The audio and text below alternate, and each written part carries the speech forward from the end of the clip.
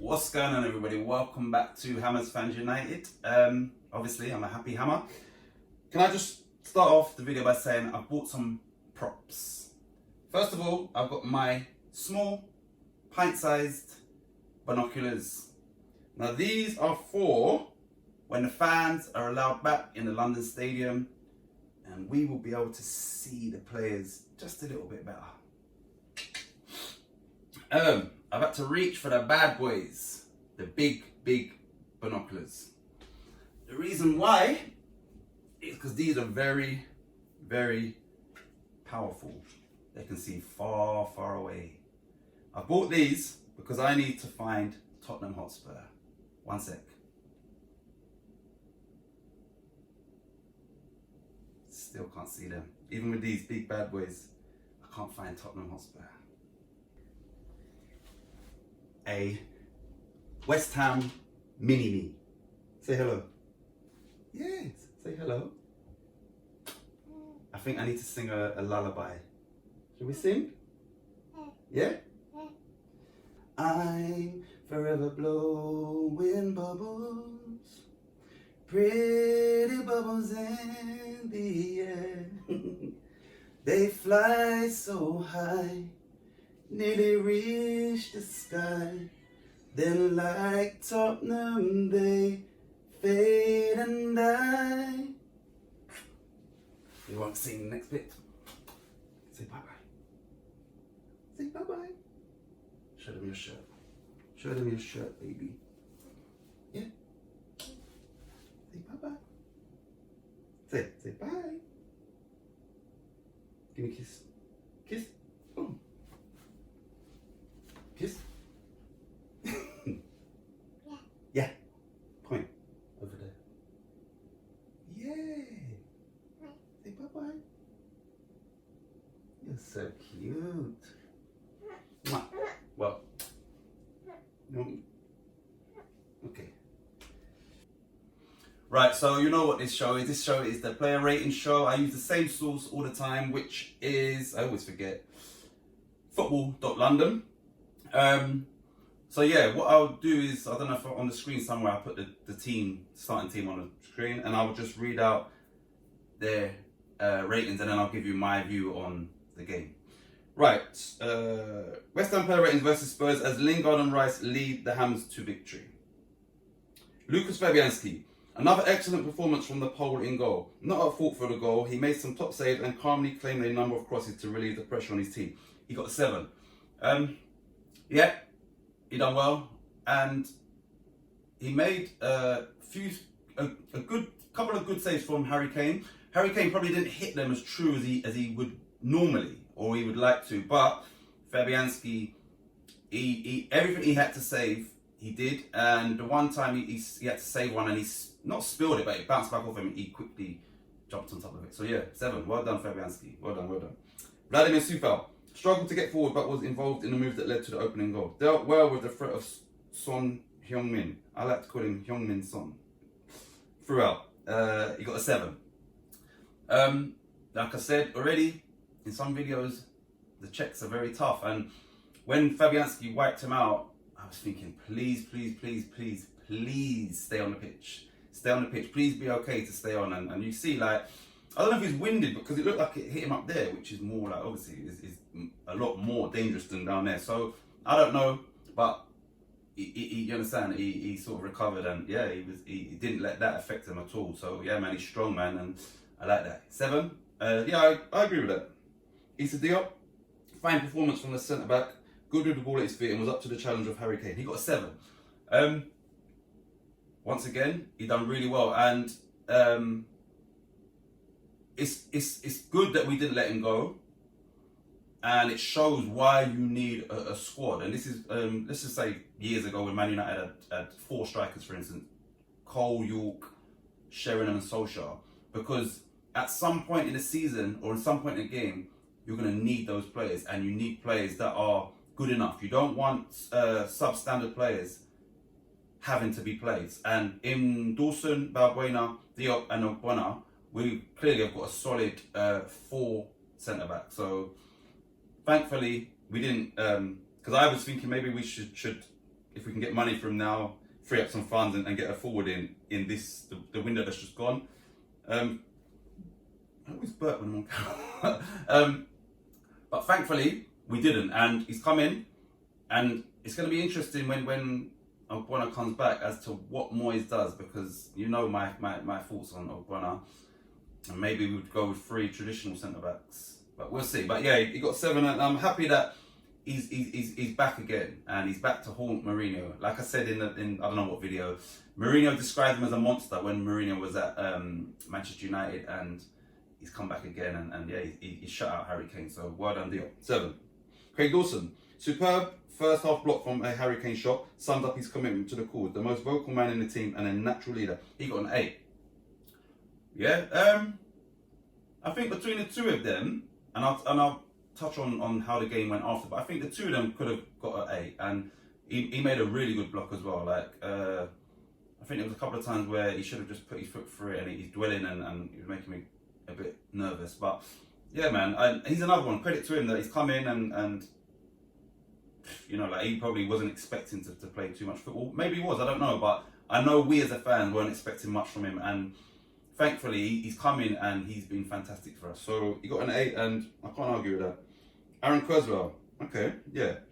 Switched off for Lucas Moura's goal, letting the Brazilian run in front of him to head in. Otherwise solid, excellent set piece delivery once more. He got 6. Now, when I was getting ready, I was watching West Ham Fan TV post-match pint, and they were saying that he was, I think they were saying he was flawless yesterday, but he wasn't. Like, the goal was his fault, and there was other times where in the area he was dwelling on the ball, and yeah, it wasn't his best game, and you know what, I think a 6 is warranted here.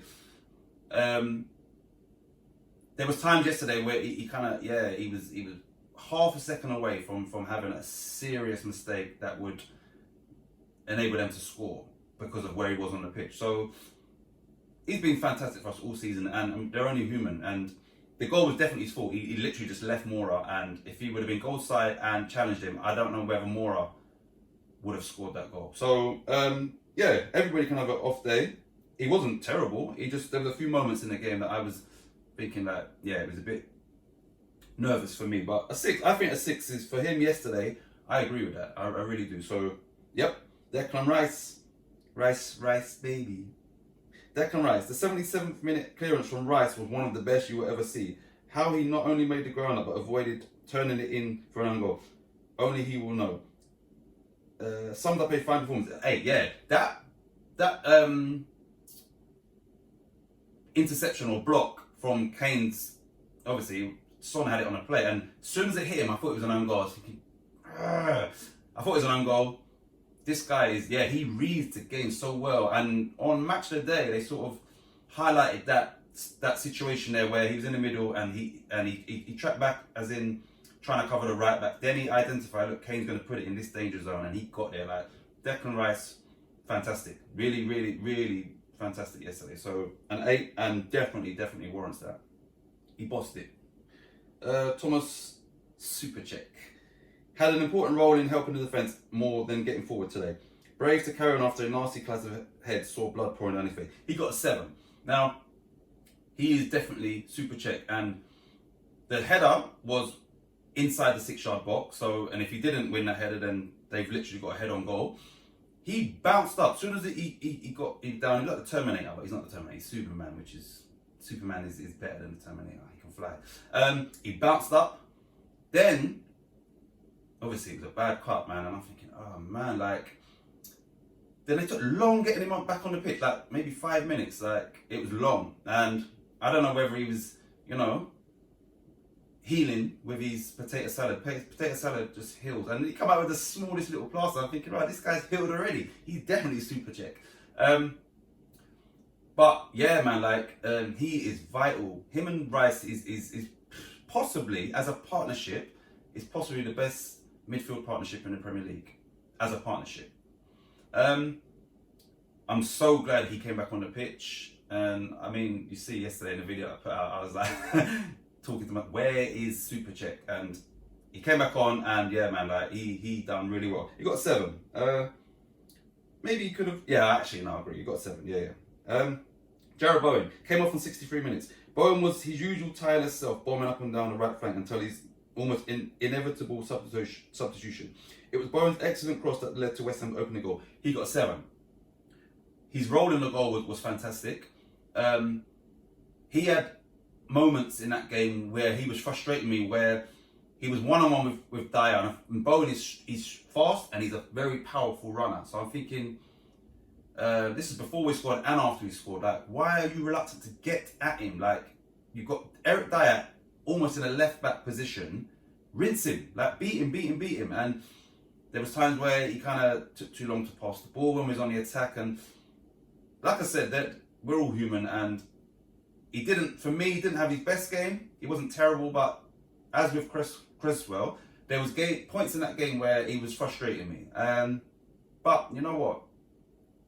In reflection of the whole game, his ball was perfect, and that goal was exactly what we needed at that time. So well done. And he got 7, and yeah, I can't argue with that either. Pablo Fornells, off after 70 minutes. A surprise inclusion and meritedly spot in the team. Tireless throughout and involved in Lingard's goal. He got 7. Now, to me, it's not a surprise inclusion because of what he gives you off the ball. He's actually a technician, but I'm saying he works hard as well. So it doesn't surprise me. And maybe Moyes, leading up to the games, he was giving him fewer minutes just to make sure that he was ready for this game. Maybe. So yeah, it doesn't surprise me that he started. It probably surprises me that he came off after 70 minutes because I would have took Antonio off and kept him on. That's what I would have done. But yeah, he got 7, and yeah, nothing wrong, nothing at all. And his movement played a role in our first goal, and he does stuff that potentially will go unnoticed by the naked eye. But yeah, I like him, man. So he got 7. Good. Jesse Lingard came off after 90 minutes. Another superb showing from the 28-year-old, and an England recall can't be far off. Took his goal brilliantly with an unstoppable left-footed effort. He got an 8. And yeah, he was good yesterday. He was good. Energy.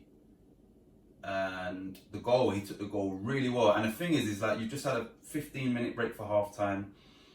And to score within the first minute and have that composure was and your left foot, like, fantastic. And you can't fault Lloris for that because of where he put it right, it hit the side net. And so, yeah, man, I'm so glad we've got him at the club. I'm so glad he's doing well, and I hope that we can make that a permanent transfer. So well done, he got an 8. Mikel Antonio made a huge impact on his return to the team, grabbing the opening goal just 5 minutes into the game. It was a good run across the defence, and the striker reacted quickest to the loose ball to slam home. Gave Dyer and Sanchez a tough afternoon throughout. He got a 7. Yeah, he scored a vital goal for us, and he hadn't scored for a little while for us. I think as the game went on, he started to look tired. Even in the first half, he still wasn't at, I don't think, full throttle. And that's why I said I would have taken him off and left Fornells on, because Antonio wasn't giving us that work rate that he usually does in the latter stages of the game. So, but he played the whole game and got a 7. And like I said, his goal was crucial. That goal was crucial. So well done, man. Yeah, very well done. Got a 7. Subs, Cyber and Rama came on 63 minutes. Some nice touches, but by the time of his introduction, it was more about defending than attacking. And got a relic from Creswell for one poor piece of defensive work. He got a 6. As soon as he came on, he done a skill on the byline, like literally straight away. So he let them know this is what I'm about. And yeah, I thought he would have started the game.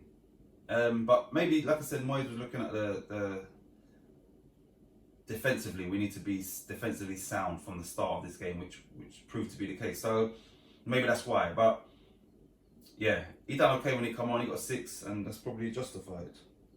Ben Johnson came on 82, offered added protection on the left-hand side as West Ham held out. He got a 6. He was needed because, like I said, Creswell to me he had some shaky moments, and where he was playing 4 at the back, I think Johnson potentially could have come on a little bit earlier, and we could have went 5 at the back. But he was needed in that position just so that we was more solid. And yeah, I've already said I like him. He got 6, and yeah, he's only on for sort of 14 minutes. Mark Noble came on 90, not applicable. So yeah. Right, let me just try and remember what I want to say. Right, so we are 9 points above Spurs. I think they've got a game in hand. I've not even mentioned Arsenal in all of this, and we are way above Arsenal, having played the same games. The weekend, the results all went in our favour. Chelsea drew, not Man United actually, because I was hoping Newcastle beat them. But I also want Fulham to stay up rather than Newcastle. So, but anyway, yeah. So Man United, forget that. But Chelsea and Leicester actually, no, because Leicester was playing Villa, so I'd rather Leicester win that. So yeah, Man United, forget them. Chelsea, we're above Chelsea because they drew. Everton beat Liverpool, which was also good. And who else was it? I can't remember. We're just doing so well, I just can't remember. But yeah, the results, some of the results was kind to us to make sure that we could, with a win, we could go into fourth. And the thing is that those Chelsea and Everton Liverpool was the day before. So West Ham went into the game knowing, listen, if we get 3 points, we go into fourth place outright. And yeah, so now I would say, I think Tottenham were the better team yesterday. And I'm not going to come on and be no deluded fan that they were the better team. And on another day, Harry Kane could have had 2, maybe 3 goals. Like I said, Fabianski made some saves and Kane probably just didn't hit them as well as he could have done. They hit the bar. Rice's interception is just as vital as a goal. And we scored early on in both halves. But I didn't like it. Was, for me, it was a game that we let them have the ball too much. We wasn't pressing them as a unit. Like, even when it might be one person might press their goalkeeper and their centre backs, but then no one else is, so it's pointless. So yeah, I think we gave them, I won't say too much respect, but we gave them too much of the ball, and it was uncomfortable viewing for me, and I would imagine a lot of West Ham fans, because we kind of had to like literally dig in. And I predicted 2-2, and so did Davey, and I thought they're going to score. Like, I genuinely believed that they were going to score a second goal, and thankfully they didn't. And it was, I was going to say, hard work. Rice was more about reading the game as well as the whole lot, but luck. Now, when the ball ricocheted off Son, I'm thinking, oh my days, it just looks in slow motion. This is going in, this is going in. Then it hit the post, and I'm thinking they're going to get a tap in, and we got like, so we needed a bit of luck in that game. We needed the hard work and determination done. And yeah, if that goal would have went in off off the Son, like the luckiest goal ever, I would have been fuming, but you know what? Yeah, the luck was with us yesterday, and yeah, but like I said, Tottenham played better, and they definitely deserved something out of the game. I'm glad they didn't, obviously, but they did, and I'm not going to be like on camera just being stupid and deluded. You understand? Like, it was not comfortable viewing. However, we got there. We got the 3 points. So once again, you got to give Moyes credit. You have to give him credit for his team selection and his tactics, because it worked. We beat Tottenham. We came back from 3-0 down against Tottenham. So this season, they're talking about, oh, this is our cup final. Maybe it's their cup final, because another thing that I was thinking about is, and I'll include teams like Villa into this equation and Everton, is that we haven't spent the money that some of these teams have spent. And Spurs is another one. They spent a lot of money, man. Like Man United, who are only, I think, 4 points above us, 3 points above us, 4 points. But these are big clubs, and they've spent a lot of money, and we are somehow keeping up the pace with them. So West Ham deserves a lot of credit, man. Seriously, a lot of credit. And who knows where we're going to end. Who knows? You understand? Like, you can only dream. And I don't know if it's Man City next. Like, I don't want to take my phone out. I'll put it on the screen. But Man City is... I can't see us getting nothing out of the game. But whoever else they play, they're going to struggle. The other teams will struggle against them. So, yeah. And we've proven this season that when we have a setback, we bounce back straight away. And West Ham hasn't gone on a terrible run this season. Look at Tottenham. In the last 6 Premier League games, they've lost 5 games. West Ham have not had a run like that. So, credit to everyone once again. Subscribers are going up. and I don't know how to. I changed the, not the bio, but the description, and now this is the end of the video. I'm hoping you're all still here. Or I might put it at the start of the video. No, I'm not, because I'm gonna. Anyways, if you're a subscriber to the channel and you want me to follow your channel, just put in the comments on any video, follow back. That's it, and I'll subscribe. Like, I'm about growth and building people up. I know some people have got their channel just because they've got their channel. It's not a channel per se. But if you're one of these people that you want subscribers and you're trying to do this YouTube thing like me, then yeah, put it in the comments. Put it in the comments, follow back, and I will follow you back. Don't be no cheeky person that's not even subscribed to me and you do that.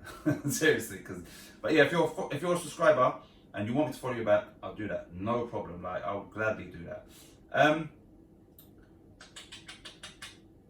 Well, that's it really. Yeah, I'm happy, man. I'm really happy. And yeah, let's just see where the season goes. And whatever happens from here on in, Tottenham, we got 4 points off of them.